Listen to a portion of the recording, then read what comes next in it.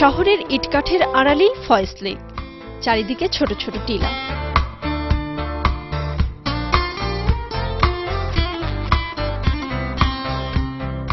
মাঝে টলটলে জলের এই আধার। মূলত শহরের খাবার পানির ব্যবস্থা করার প্রয়োজনীয়তা থেকে ব্রিটিশ ইঞ্জিনিয়ার মিস্টার ফস এভাবে এই লেকের কথা ভেবেছিলেন।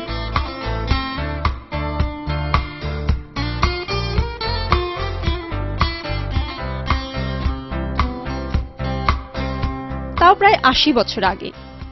সেই থেকে ফয়েজ লেক।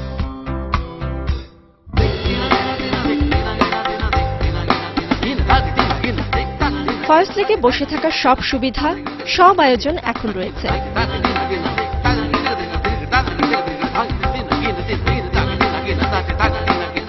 চট্টগ্রামবাসী অনেকটা গর্ব নিয়েই ঘুরে বেড়ায় সবুজ ঘেরা জলের এই আধারটিতে।